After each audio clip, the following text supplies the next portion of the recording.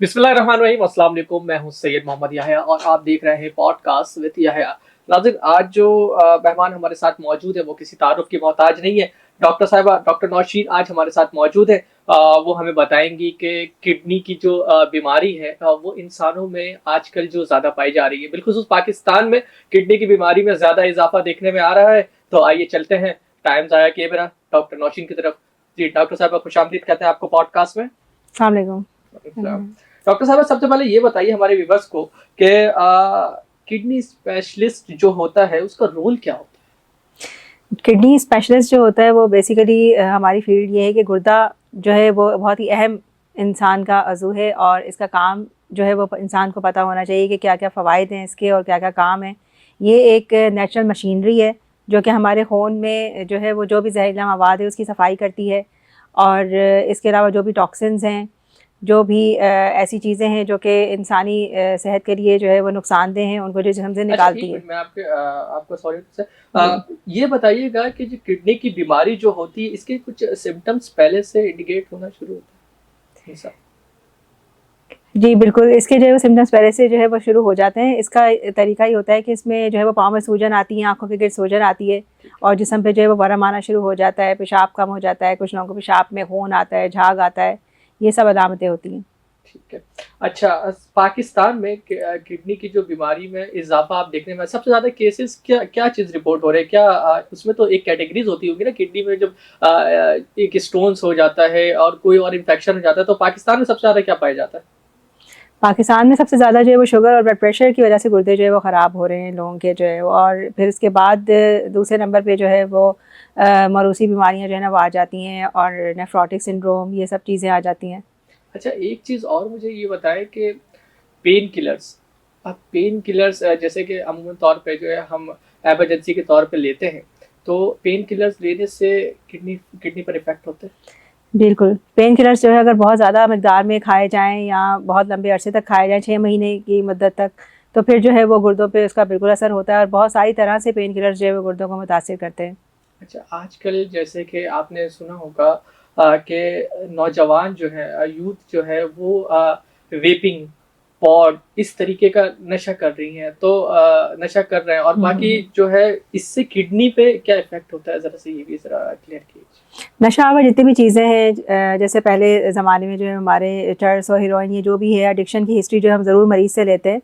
ये सब चीज़ें जो होती हैं बेसिकली जहरीले मवाद ही होते हैं, टॉक्सिन्स ही होते हैं जो कि गुर्दों पे जो है वो असर करते हैं। गुर्दे आहिस्ता-आहिस्ता ख़राब होते जाते हैं, काम करने की सलाहियत जो है उनकी कम हो जाती है और फिर अचानक से जो है वो डायलिसिस में मरीज़ जो है ना वो आ जाते हैं। हाँ, डायलिसिस से मुझे एक चीज याद आया डॉक्टर साहब, कि डायलिसिस हम ये समझते हैं कि बस एंड डायलिसिस जो है, जब जैसे सपोज दैट कोई भी मरीज अगर डायलिसिस पे आ जाता है तो समझा जाता है कि बस एट द एंड लाइफ जो है वो एंड की तरफ चली गई उनकी। तो इस बारे में बताएं जरा। डायलिसिस जो है वो एक ऐसा अमल है, इसमें एक आर्टिफिशियल मशीनरी जो है वो गुर्दे की जगह पे मरीज़ों के लिए वो होती है और वो गुर्दे का काम कर रही होती है, खून की सफाई कर रही होती है। तो वो जब तक डायलिसिस पे मरीज़ है वो ज़िंदा रहता है, डायलिसिस की अपनी कॉम्प्लिकेशंस हैं कुछ, जिसकी वजह से जो है वो उनको कुछ जो है वो वजूहात की वजह से बाज़ दफ़ा एडमिशन भी अस्पताल में उनका होता है वैसे ये और बीमारियाँ भी होती हैं। डायलिसिस का नौबत जी। क्यों आता है? इसको क्यों जरूरी, आप लोग क्या क्या देखते हैं कि अब हाँ डायलिसिस पे आपको जाना चाहिए? आप क्या रिकमेंड करते हैं ना कि डायलिसिस पे आप जाना चाहिए, तो ऐसा कौन सा स्टेज आता है कि आप जो ये कहते हैं कि डायलिसिस करनी चाहिए? जब क्रेटिनिन लेवल जो है वो बहुत ज़्यादा बढ़ जाता है, खून में तेज़ाबियत बहुत ज़्यादा बढ़ जाती है, कुछ नमकियात हैं जिनके रद्द-बदल से दिल की धड़कन बेरब्त हो जाती है, वो बहुत बढ़ जाता है और वो मेडिकली जो है वो करेक्ट नहीं होता। जैसे हम मेडिकली कुछ इंजेक्शंस लगा के उनको ठीक करने की कोशिश करते हैं और वो नहीं होता, तो फिर आखिर हल जो होता है वो डायलिसिस ही होता है, फिर वही करवानी पड़ती है। नौशीन साहिबा से डॉक्टर नौशीन तक का सफर कैसा लगा? बहुत अच्छा लगा, बहुत मुश्किल कोई था। कोई ऐसी टर्निंग पॉइंट जो आपको अब तक याद हो? टर्निंग पॉइंट्स बहुत सारे थे बीच में, बाज़ दफ़ा बहुत ऐसे हालात हुए कि जो है वो दिल चाहता था सब कुछ छोड़ दें, क्विट कर दें, लेकिन बस एक हिम्मत थी कि नहीं, करना नहीं है और जो है वो ये लाइफ में जो है आगे बढ़ रहे हैं तो पीछे मुड़ के अब नहीं देखना है, अब आगे ही देखना है। तो उसके पीछे जो है माँ बाप की दुआएं भी थी, उनकी ख्वाहिश भी थी, फिर बहुत सारे लोगों की उम्मीदें भी थी और फिर ज़िंदगी का भी एक मकसद बना लिया था और अभी भी तक यही मकसद बनाया है कि बस लोगों को सर्व करना है और जितने ज़्यादा लोग जो है वो हमसे फ़ायदा उठाने मुफीद हो जाएं, दुआएं ले लोगों की, बस यही मकसद है ज़िंदगी का। डॉक्टर साहब ये बताइएगा कि पानी जो हम अमूमन जो डॉक्टर्स हैं वो रिकमेंड करते हैं कि आप पानी ज़्यादा से ज़्यादा पिए, तो ये भी ज़रा हमारे व्यूवर्स को बताइए कि किडनी को हमको सेहतमंद रखने के लिए हमें पानी का इस्तेमाल, इसके बारे में ज़रा बताएं। पानी का इस्तेमाल जो है वो नॉर्मल जितने भी लोग हैं उनको नॉर्मल मिकदार में जितनी उनकी ज़रूरत होती है, वो आपके अंदर एक थर्स्ट मैकेनिज़्म हर नेचुरली अल्लाह ताला ने रखा है। तो जो बहुत ज़्यादा जैसे चलने फिरने का काम जिनका नहीं है, उनको प्यास भी कम लगती है, या बहुत एसी में जैसे बैठे हुए सारा दिन, जो धूप में चल के जा रहे हैं, मुशक्क़त कर रहे हैं, या जिनके काम की नौयत ऐसी है, खेल कूद कर रहे हैं बच्चे, तो उनको पानी फिर वाफर मिकदार में पीना चाहिए। और क्योंकि उसमें नमकियात का भी लॉस हो रहा होता है, तो पानी के साथ साथ उनको नमकियात का भी ख्याल अपनी रखना चाहिए, और खाने पीने में भी जो है वो एहतियात जो है वो करनी चाहिए उसी हिसाब से। आपके डॉक्टर की जर्नी में कोई ऐसा लम्हा आया हो जो आप ये समझें कि ये भुलाया नहीं जाएगा, कोई ऐसे मरीज की सिचुएशन, बिल्कुल। कोई ऐसी चीज जो अब तक आपको याद हो? बहुत सारे ऐसे मरीज़ हैं जो कि मुझे याद रह गए हैं। उनमें से रीसेंट एक इंसिडेंट था कि ख़ातून थी, उनके जो है वो 3 बच्चे थे, एक छोटी बच्ची थी 1 साल की, और उसको जो है वो ऐसी बीमारी थी कि उसके खून के ज़रात बहुत कम हो रहे थे, और हमने बहुत कोशिश की उसको बचाने की, लेकिन वो नहीं बच पाई। तो मतलब वो फिर एक सबक होता है, उससे हम लोग बहुत कुछ सीखते हैं कि इसमें क्या-क्या चीज़ें थीं, क्या पहले करना चाहिए था, सोचना चाहिए था, जिसकी वजह से ये हुआ। तो फिर हम आगे अप्लाई करते हैं दूसरे पेशेंट्स के ऊपर कि अब दोबारा ऐसा हादसा ना हो, और जो है वो बर वक़्त जो है वो मर्ज़ की तशख़ीस हो तो इलाज जो है अच्छा, वो एक और चीज यहाँ मुझे याद आ रहा है कि आप लोग मोटिवेट किस तरीके से करते हैं? काफी डिफिकल्ट होगा कि आप मरीज को जो है मोटिवेट करें, तो क्या क्या होता है, एक आप लोगों का बिहेवियर किस तरीके से मोटिवेट करते हैं पेशेंट? हम लोग जो है वो उनको ये बताते हैं कि देखें, आपसे बहुत ज़्यादा जो है वो ज़िंदगियाँ जुड़ी हुई हैं। अगर आप सही हैं तो आपके अगर जैसे बीवी बच्चे हैं, या आपके बहन भाई हैं, आपके वालिदैन हैं, तो उनको आप जो है वो मतलब सर्व कर रहे हैं। और एक आदमी की ज़िंदगी जो है वो अगर क्वालिटी ऑफ लाइफ अच्छी होती है, तो उससे बहुत सारे लोग जो है वो मुस्तफ़ीद हो रहे हैं। तो हम उनको इस तरीके से मोटिवेट करते हैं कि आप इम्पॉर्टेंट हैं, और आपकी जान की अहमियत है, और आपको अपना ख़्याल रखना है, और आपको जो है वो एक अल्लाह ताला ने एक मौका दिया है। आपकी बीमारी ऐसी नहीं है कि जो है वो जो लाइलाज हो, आपकी बीमारी का इलाज है, तो आप इलाज करवाएं, और जो है वो अपना ख़्याल रखें, ताकि जिन लोगों को आपकी ज़रूरत है वो आपको देख के जो है वो खुश हों। अच्छा डॉक्टर साहब, मुझे एक चीज ये भी बताइएगा कि सॉफ्ट ड्रिंक्स हम लेते हैं, कोल्ड ड्रिंक्स वगैरह, कार्बन, तो ये वाकई नुकसान है? वाक़ई नुकसान है। कार्बोनेटेड ड्रिंक्स हैं, और जो है वो इसको वाफ़र मिकदार में, बहुत ज़्यादा मिकदार में लेना जो है वो नुकसानदेह होता है। बहुत सारे साइड इफ़ेक्ट हैं इसके। जिस तरीके से पानी का निज़ाम है, आपको तो पता है कि हमारे यहाँ पानी का निज़ाम क्या है, तो आप मेडिकेटेड पानी के तरफ जो है वो रिकमेंड करेंगी, या फिर जो हम नेचुरल पानी पीते हैं उस तरीके से? नेचुरल पानी जो है वो अच्छा है। आप उसको बॉयल करके अगर आप इस्तेमाल करते हैं, तो उसमें सारे जर्म्स जो है वो आपके मर जाते हैं। ज़्यादा से जो है ना वो आपके मसला यही होता है कि पानी को जो है वो साफ़ करके पिया जाए। तो बहुत सारी ऐसी इंटीरियर से इनका जो पानी है उसमें बहुत से मिनरल्स मिले हुए होते हैं, और वो जो है वो गुर्दों में पथरी वगैरह करवाते हैं। तो हम उनको भी यही समझाते हैं, क्योंकि देखें वहाँ पे इतनी ज़्यादा इम्प्लांटेशन नहीं है, वो लोग इतने वेल ऑफ नहीं है कि वो मिनरल वाटर जो है वो इस्तेमाल करें। तो हम उन्हें यही कहते हैं कि आप पानी बॉयल करके पिएँ। स्टोन्स की सबसे बड़ी वजह, जैसे कि किसी मरीज को शिकायत होती है कि पथरी हो गई है गुर्दे में, तो इसकी सबसे बड़ी मेन वजह क्या होती है पथरी होने की? इसकी सबसे हमारे यहाँ जो है वो कैल्शियम फॉस्फेट ऑक्सलेट स्टोन्स जो है ना सबसे ज़्यादा कॉमन है, और इसमें ज़्यादातर मरूसी बीमारियाँ हैं, और कुछ लोगों की जो है वो डाइट है।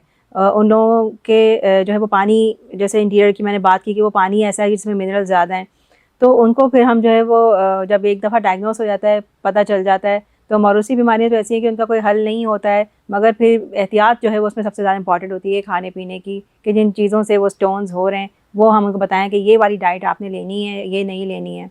जी, हमारे व्यूवर्स को आप ये भी बताएं कि 3 इम्पोर्टेंट्स जो आपके नज़र में है किडनी को सेहतमंद रखने के लिए, वो 3 इम्पोर्टेंट्स डाइट्स बताएं, क्या होनी चाहिए? किडनीज़ को सेहतमंद रखने के लिए जो है वो आपके डाइट में जो है वो प्रोटीन्स जो है वो आप उसका इस्तेमाल जो है वो नॉर्मल होना चाहिए। एक मुतवाज़न आपकी डाइट होनी चाहिए जिसमें कार्बोहाइड्रेट भी हो, फैट भी हो, लेकिन एक इस तरह की क्वांटिटी में हो जो कि बैलेंस डाइट होती है। 70% कार्बोहाइड्रेट हो, 30% प्रोटीन हो और 10% से कम जो है वो फैट हो।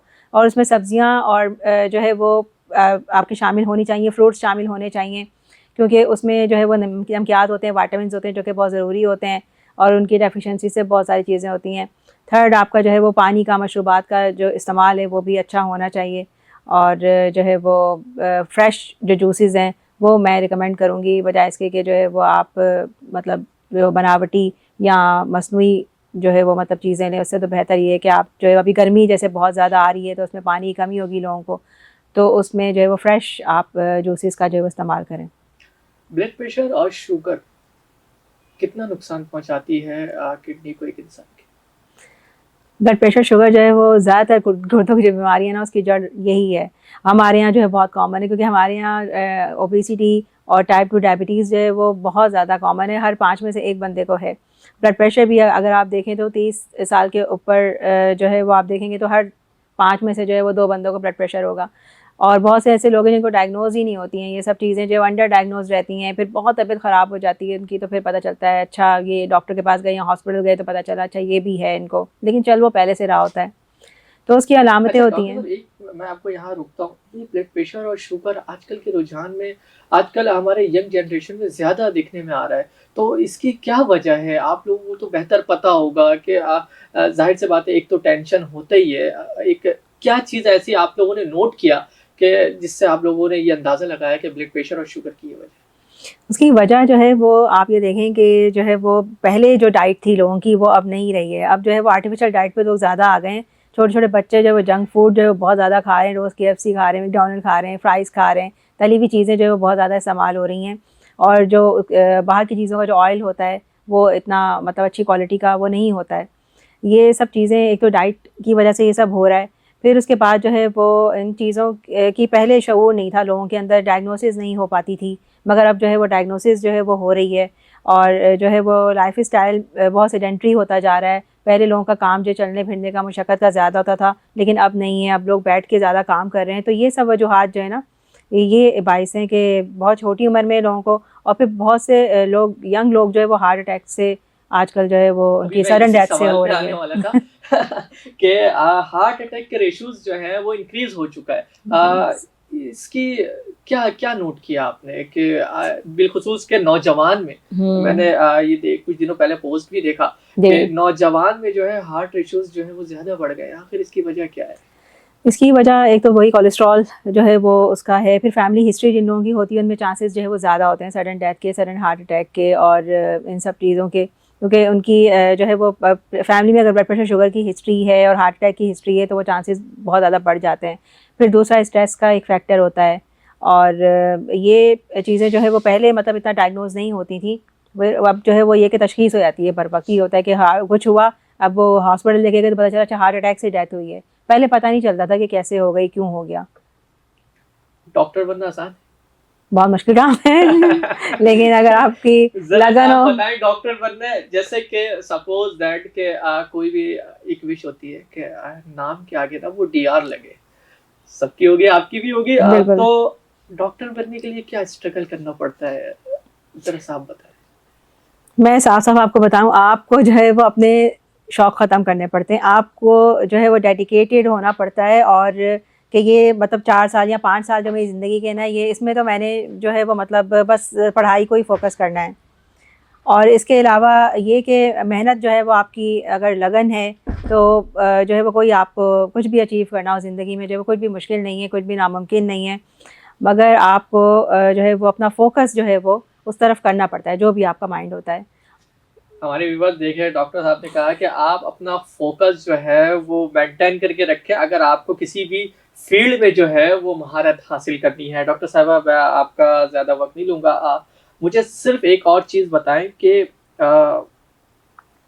पाकिस्तान में जो है वो अमूमन देखा जाता है कि माहौल जो है वो आलूदा है और इससे नुकसानात हैं। इससे जो बीमारी इंसान के अंदर होती नहीं वो भी नज़र आना शुरू हो जाती है। वो एज मैटर नहीं करता आपका, हुँ। कि बस वो आ जाती है। तो क्या क्या हमारे व्यूअर्स को जो है वो आप पैगाम देना चाहेंगी, एहतियाती तदाबीर बताना चाहेंगी? और किडनी स्पेशलिस्ट हैं, अब तो आप किडनी के हवाले से भी ज़रा-सा बताएँ कि किडनी के लिए हमें किडनी को सेहतमंद रखने के लिए हमें क्या-क्या और करना चाहिए?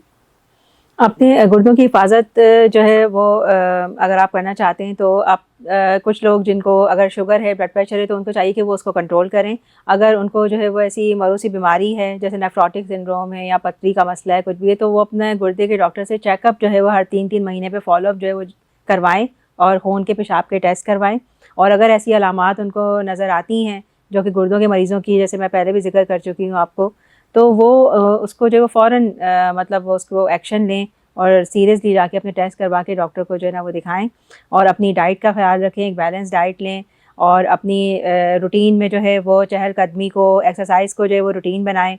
और इसके अलावा पॉल्यूशन का बिल्कुल आपने ज़िक्र किया, ये बहुत ज़्यादा नुकसानदेह है। चाहे वो नॉइज़ पॉल्यूशन हो, चाहे वो एयर पॉल्यूशन हो, धुआं हो, ये आपकी जो है वो सांसों में जाके जो है वो बहुत सारी सांस की बीमारियां भी करवाते हैं। और बहुत सारी बीमारियां फेफड़ों की भी ऐसी हैं जो कि रिलेटेड हैं गुर्दे से। तो जो है वो अपनी सेहत का जो है वो इसी तरह से ख्याल भी रखें और अपने साथ के दूसरे जो लोग हैं उनकी भी सेहत का ख्याल रखें।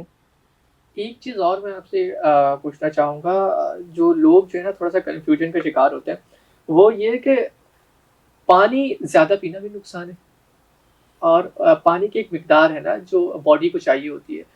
तो कितना पानी रेगुलर जो है वो पीना चाहिए एक इंसान को नॉर्मल रूटीन में? पानी जो है वो जैसे मैंने आपको बताया कि आपकी रूटीन के ऊपर डिपेंड करता है, लेकिन यूजुअली हम 3 लीटर का एक टारगेट जो है ना वो रखते हैं। अगर 3 लीटर से ज़्यादा कोई अगर बहुत ज़्यादा पानी वाफर मिकदार में पी रहा है, ये भी एक दिमागी कैफियत होती है, साइकोजेनिक पॉलीडिप्सिया, पॉलीयूरिया इसको बोलते हैं, कि जितना पानी वो पिएगा फिर उतना ज़्यादा पेशाब भी इसको होगा। और फिर उसमें जो है वो एक्सेसिव नमकियात आपकी जो है ना वो निकल जाती है, जिसकी ज़रूरत आपकी बॉडी को होती है, और फिर मसले मसाइल जो है शुरू होते हैं। तो इस वजह से जो है वो किसी चीज़ की ज़्यादती भी जो है वो सही नहीं है, वो भी एक बीमारी है।